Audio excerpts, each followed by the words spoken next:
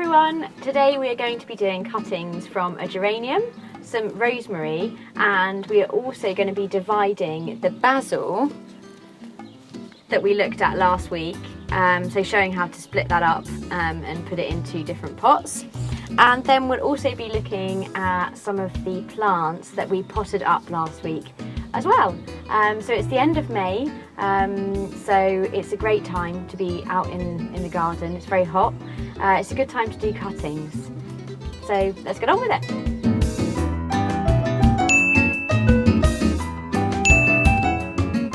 Okay, so the thing we're going to start with is to take some cuttings from this geranium. So if you have a look at this, it's really gone quite wild. It's trying to escape the pot. There's plenty of opportunities for cuttings here. Now, what are we looking for when we're taking cutting? Well, what we want to do is go directly below a node. And a node just means where the side shoot comes out of the main stem, okay? So, and we're looking for about 10 centimetres roughly, 10-15 centimetres. So I could go below that one. I'm going to go below that one. Okay, so as you can see, I've gone about there.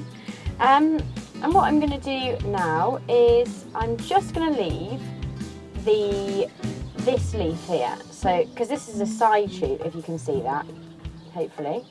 So take that off with secateurs. Same thing with that. Just careful, try not to damage the main stem. And then all we need to do is, with some moist compost here, any sort of compost is fine, just make a hole with a pencil or your finger, and then we just pop it in.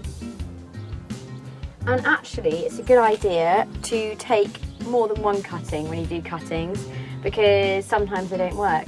So usually do about 4 or 5. It depends on the plant. I'm going to take one more from here, and same thing again. So we're looking at this stem now, underneath a node, chop that off,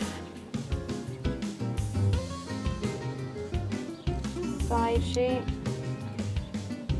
same thing there,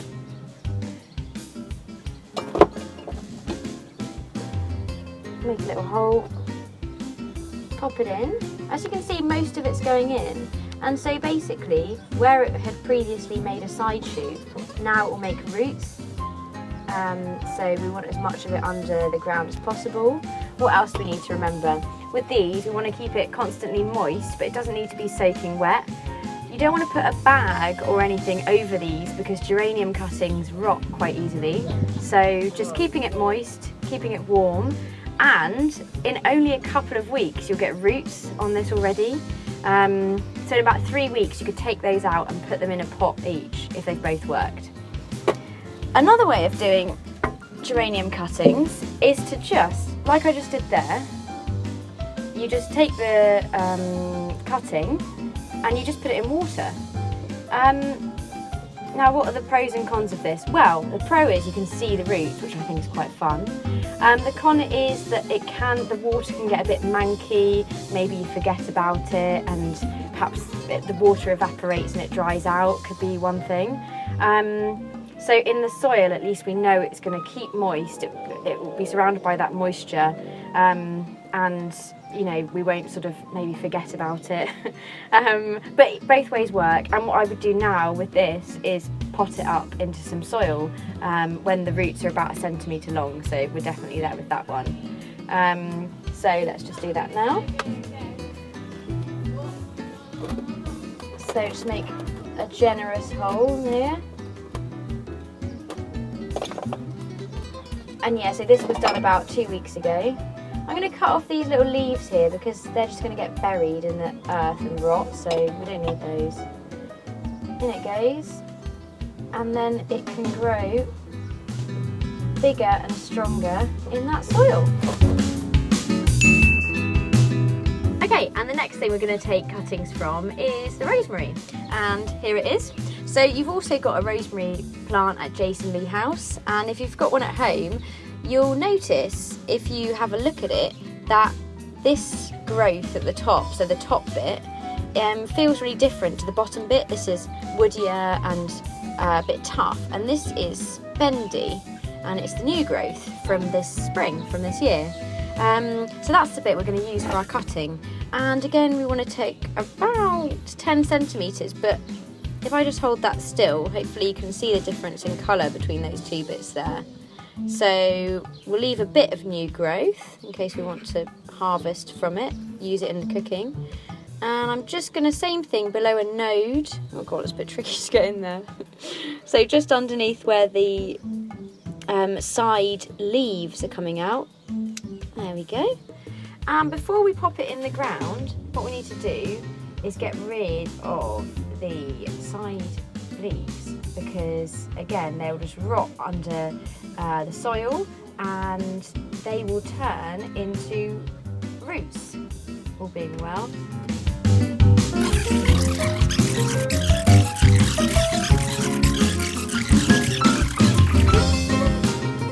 Okay, so we're just going to leave a few at the top there.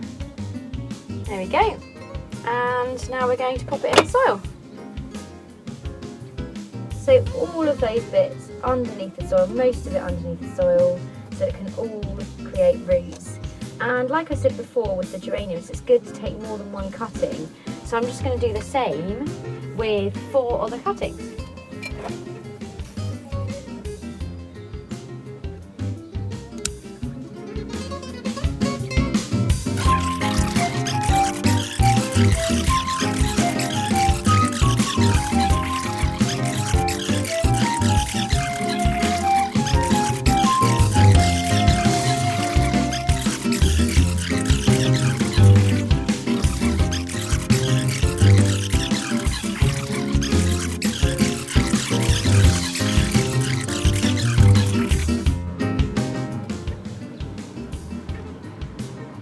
And there we go, that's the last one. So same like with the geranium, we want to keep those moist, but we don't need to cover them. And same thing, within about 2-3 weeks we should start getting roots on those, and we can put them each into their own pots so they can grow a bit bigger. Okay, and the last thing we're going to do is divide the basil plant. So here it is, the seeds have all done really well, but it's just obviously too crowded in there and they can't get any bigger. So I've just divided, just a couple of days ago, a basil that looked like that and put them into these pots like this.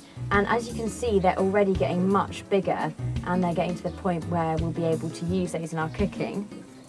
So how do we do it? It's a bit fiddly, but it's quite good fun. So we're going to turn the pot over. Look at that. You can see those roots there. They really want to get out. They're starting to be what is called pot bound, which means they end up going round and round in the pots. So basically they're in a big tangle. So the first thing I'm going to do is I'm going to remove a bit of soil from there, tease the roots apart. There will be some roots that'll break. That's okay, they'll grow back, as you've seen with those other ones. They do absolutely fine once they're in their new home. So we're just going to loosen that.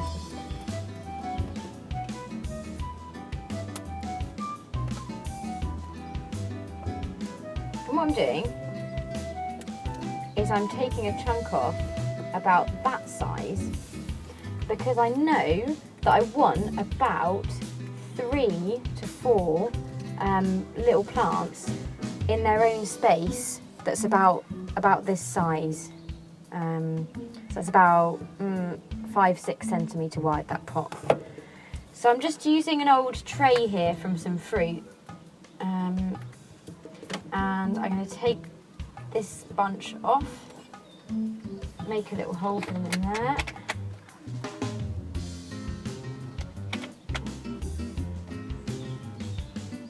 Just tuck those roots in, trying to escape. And just mound the soil around them, okay? And then I'll do the same on this side, but I'm only going to put, as I said, sort of 3 or 4 in there. And there are absolutely loads in here. So I'm going to divide these. I'm just going to separate them out again. Okay, so I'm just pulling those apart. And there we go, I'll pop those in there. And then what I'll do afterwards is do the same with the whole thing. And I can use recycled pot, I can use these small pots here, just an old plant pot or old tins. And you can even then give them out to your friends or family, leave them on doorsteps, following all of the regulations, of course. And yeah, and then we should have plenty of basil over the summer for cooking. Okay, so that's it. So remember to keep your cuttings moist and they should do really well, and you have loads of new plants, free plants. And let's have a quick look at what we did last week. We put the radishes into a bigger pot, so we're potting those on. When we can see the radishes, they're ready to pick and eat. And we put the rocket into a bigger pot as well. So give that another week and we can start putting that in our salad. Looking forward to that. We also moved the peas from this smaller container into these bigger ones. And as you can see, they're doing really well, nice and big. And I can put those in my salad this evening for dinner. These ones are still doing okay, despite being so close to each other. So really, both ways work well, whatever you prefer really. And finally, something I'm really excited about, I want to show you, are the tomatoes, which are just over here in all of these old yogurt pots and tins. So these are all tomatoes that I've just put in bigger pots to help them out a bit, help them get bigger and stronger. And then I will bring them either to Jason Lee House or to the allotment, which is where they will grow on and give us lots of delicious tomatoes. So that's it. I hope you enjoyed the video today and looking forward to seeing you all soon. Bye!